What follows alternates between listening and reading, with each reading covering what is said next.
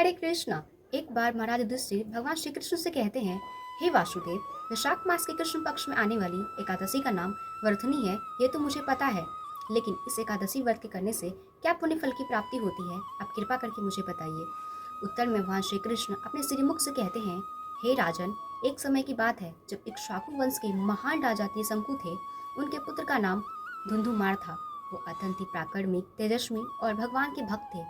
लेकिन एक दिन उसे शिवजी से श्राप मिलता है, जिसके कारण उसे कुष्ठ रोग हो जाता है और वो अत्यंत ही पीड़ा सहने लगता है। लेकिन जैसे ही धुंधुमार को वर्षनी एकादशी के बारे में ज्ञात होता है, वो एकादशी व्रत का पालन पूरे नियम पूर्वक करता है और उस कुष्ठ रोग से मुक्त हो जाता है और आध्यात्मिक गति को प्राप्त करता है। ऐसा कहा जाता है कि वर्षनी एकादशी व्रत के पालन करने से 10,000 वर्षों तक तपस्या करने का फल प्राप्त होता है और कन्यादान करने का भी फल प्राप्त होता है।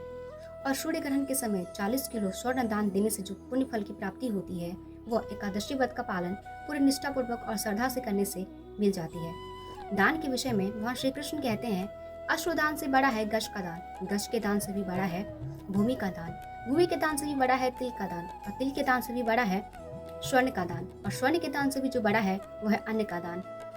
भले ही अन्न का दान महादान कहा जाता है, लेकिन अन्न के दान से भी बड़ा है वह है विद्या का दान।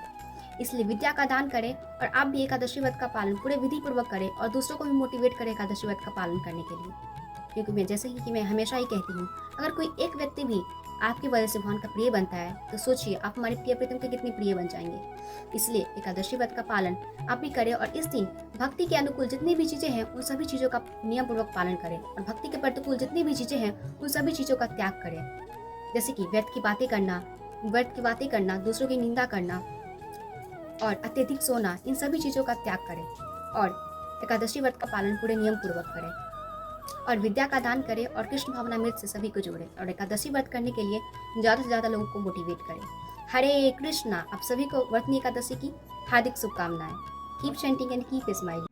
हरे कृष्णा कृष्णा कृष्णा